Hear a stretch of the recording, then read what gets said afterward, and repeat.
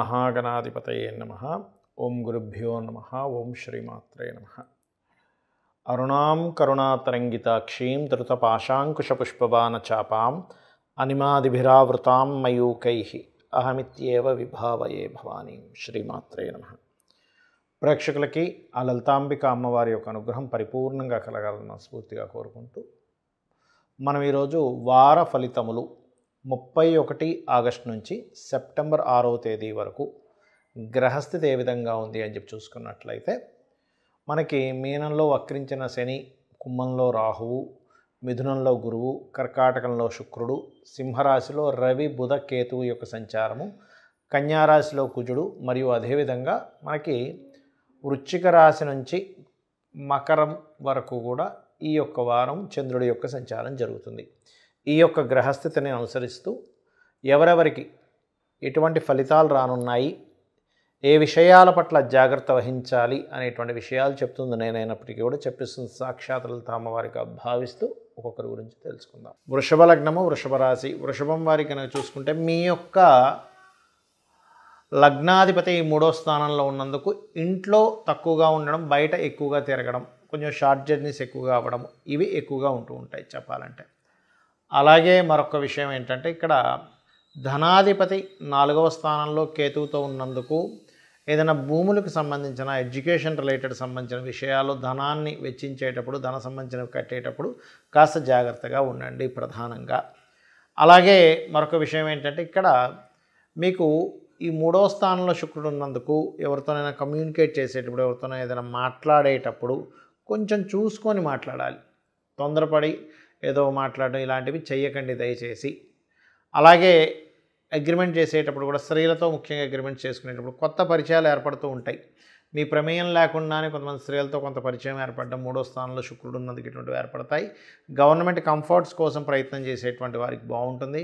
కాకపోతే కొంత share marketing, కొన్ని నిర్ణయాలు తీసుకునేటువంటి అంశాలలో ఆలోచనా స్థానంలో కుజుడున్నందుకు ఆవేశపూరితంగా కొన్ని అనాలోచితంగా కొన్ని నిర్ణయాలు తీసుకుంటారు. ఆ యొక్క అంశంలో కొంత జాగ్రత్తగా ఉండండి.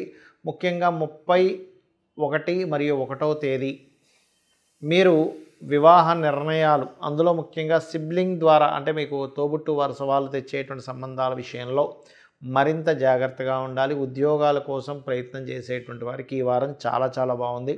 అందులో ముఖ్యంగా ఆన్లైన్ రిలేటెడ్ లేనట్లయితే సాఫ్ట్వేర్ రిలేటెడ్ రంగాల్లో ఉండేటువంటి వారికి, మార్కెటింగ్ రంగాల్లో ఉండేటువంటి వారికి ఖచ్చితంగా బాగుంది.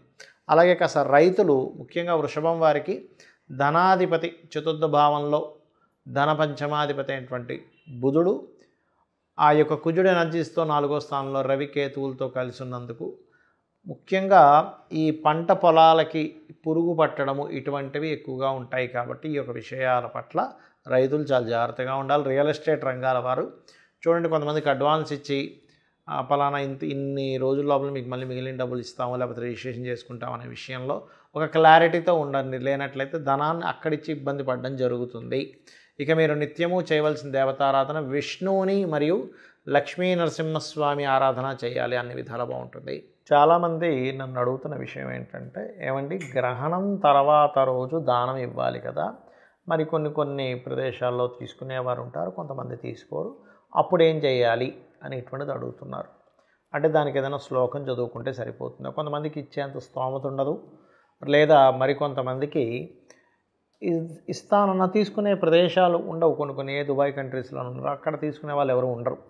కానీ ప్రధానంగా మీకు ఇచ్చేటువంటి సోర్స్ ఉంది, అలాగే తీసుకునే వాళ్ళు ఉన్నారన్నప్పుడు ప్రధానంగా దానమే ఇవ్వండి. గ్రహణం తర్వాత లేదు, అసలు లేవు, ఎక్కడా కూడా దానం తీసుకునే వాళ్ళు లేరు, మీరు ఉన్న ప్రదేశం అలాంటిది, కానీ గోవులు ఉన్నాయి మీకు. అలాంటప్పుడు చక్కగా గోవులకి మీరు బెల్లము, క్యారెట్సు, నువ్వులు, గోధుమ రవ్వ ఈ 4 పదార్థాలు భక్తి శ్రద్ధలతో దేశీవాలి గోవుకు తినిపించండి. ఇప్పుడు గోవులు కూడా లేవు, అప్పుడు ఏం చేయాలి? ఈ గ్రహణం సంబంధించినటువంటి విషయం మమ్మల్ని ఇబ్బంది పెడుతుంది పలానా రాసుల వారికి. ఎందుకంటే గ్రహణ ప్రభావం పాజిటివ్గా ఉంది, నెగిటివ్గా ఉంది. ఇక్కడ పాజిటివ్గా ఎవరికి ఉంది అంటే మేషము, వృషభము, కన్య, ధనస్సు వారికి చక్కగా పాజిటివ్గా ఉంది. ఇక కర్కాటకం వారికి న్యూట్రల్గా ఉంది, సింహం వారికి ఇదిగా ఉంది. మరి నెగిటివ్గా ఎవరికి ఉంది, ఎవరు జాగ్రత్తగా ఉండాలంటే ముఖ్యంగా కుంభరాశిలో పడుతుంది కాబట్టి కుంభము, మిథునము, తులవారికి జాగ్రత్తగా ఉండాలి.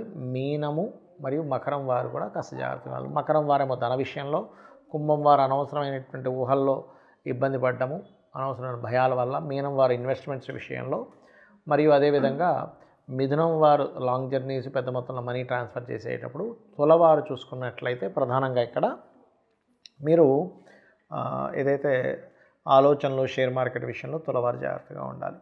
మరి వృశ్చికం వారు ఏంటంటే కాస్త ఈ ఏదైతే చూడండి మన గృహ సంబంధించిన, వాహనం సంబంధించిన తీసుకునేటువంటి అంశాలలో. ఇక కర్కాటకం వారు చూసుకున్నట్లయితే వీరు కాస్త వాటర్ ప్లేసెస్కి వెళ్ళినప్పుడు షేర్ మార్కెట్ విషయంలో వీళ్ళు కూడా జాగ్రత్తగా ఉంటూ, అలాగే సింహం వారు మాత్రం వివాహ నిర్ణయాలకు సంబంధించి ఏవి చేయకూడదు.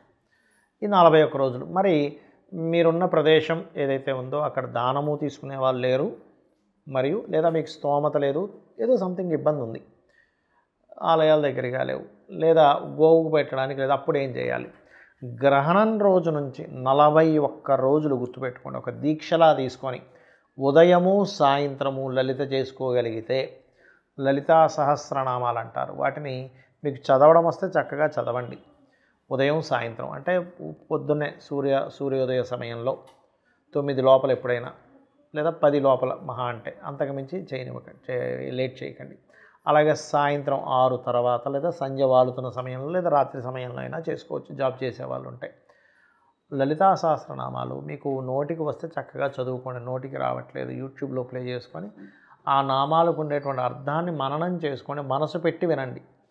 మనసు పెట్టి విన్నా సరిపోతుంది. రావట్లేదు కదా, తప్పులు చదవాల్సిన అవసరం లేదు. అలా గనక మీరు చేసినట్లయితే ఏదైతే గ్రహణం మూలంగా వచ్చేటువంటి దోషము తొలగిపోతుంది, గుర్తుపెట్టుకోండి.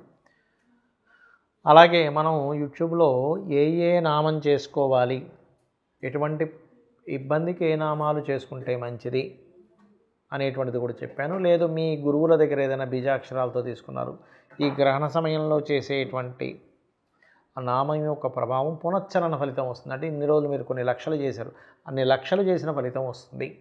రెండవది విష్ణు సహస్రనామాలు చేసుకోవచ్చు, లలిత చేసుకోవచ్చు గ్రహణ సమయంలో. అలాగే శ్రీమాత్రే నమః అనేటువంటిది కూడా చేసుకోవచ్చు, ప్రొటెక్షన్ అనేటువంటిది ఇస్తుంది.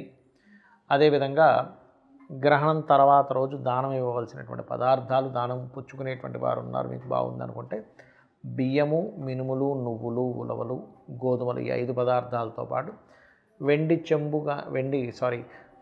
ఇత్తడి చెంబులో ఈ నాగపడగలు, చిన్న చిన్న నాగపడగలు, అదేవిధంగా ఈ యొక్క నెయ్యి, కొంతవరకు నెయ్యి ప్యాకెట్టు, అలాగే రవిచంద్ర ప్రతిమలు, వీటిని దానంగా ఇవ్వండి. దానం ఇచ్చేటప్పుడు ఇచ్చేవారిని, తీసుకునేవారిని మీరు ఈశ్వర స్వరూపంగా తీసుకోవాలి, తీసుకునేవారు కూడా ఇచ్చేవారిని ఈశ్వర స్వరూపంగా భావించాలి అని చెప్తుంది శాస్త్రం. ఇది ఖచ్చితంగా పాటించండి. అనిపించవచ్చు ఏమండి గ్రహణ సమయంలో మరి ఇలాంటివి చూపిస్తుంటారు టీవీలో, అవన్నీ కూడా తాత్కాలికంగా ఎక్కడా కనబడదు గ్రహణ ప్రభావం, అది లాంగ్ టర్మ్లో కనబడుతుంది. కాబట్టి ముఖ్యంగా తులారాశి వారు, మీనరాశి వారు, గర్భవతులు కాస్త జాగ్రత్తగా ఉండాలి, గుర్తుపెట్టుకోండి. ఎందుకంటే వీళ్ళకి పంచమంలో గ్రహణం పడుతుంది, మీనం వారికి పంచమాధిపతికి గ్రహణం పడుతుంది. కాబట్టి వీరు జాగ్రత్తగా ఉండాలి. మీనం వారు ఇన్వెస్ట్మెంట్స్ విషయంలో కూడా జాగ్రత్తగా ఉండాలి, గుర్తుపెట్టుకోండి. ఇక మీరు ఈ యొక్క గ్రహణ ప్రభావం గురించి పెద్దగా భయపడాల్సిన పని లేదు. ఇది కేవలం ఏంటంటే కొన్ని వర్షపాతాలకి, కొన్ని విపత్తులకి దారితీస్తుంది. చూసుకున్నట్లయితే ఏవో చిన్న చిన్నవి ఉన్నాయి, అవి కాస్త జాగ్రత్త పడుతూ వాటి జోలికి వెళ్ళకపోతే సరిపోతుంది. నీటి సంబంధించినవి, లేదా కొన్ని దేశ నాయకుల మీద ఎఫెక్ట్ పడడము, వాళ్ళ యొక్క ప్రాణాల మీదకే కొంతవరకు కొన్ని దేశాల నాయకులకి, కొన్ని దేశ నాయకులు మారిపోవడానికి ఈ క్లౌడ్ బస్టర్స్ అంటూ ఉంటారు, ఇవి ఎక్కువగా అవుతూ ఉంటాయి. ఈ గ్రహణం అనే కాదు, గ్రహణం ముందు నుంచే అవుతుంది, గ్రహణం తర్వాత కూడా అవుతూ ఉంటాయి క్లౌడ్ బస్టర్స్ అనేటువంటివి. కాబట్టి ఈ నీటి ప్రదేశాలకు వెళ్ళినప్పుడు ప్రత్యేకంగా జాగ్రత్తగా ఉండండి. పగలే చీకట్లాగా ఉండడం, అంటే విపరీతమైనటువంటి క్లౌడ్ వచ్చేసి అసలు ఏమిటి పగలా రాత్రి అన్నట్టుగా ఉండడం, ఇటువంటివి జరుగుతాయి. కాస్త జాగ్రత్తగా ఉండండి. శ్రీమాత్రే నమః.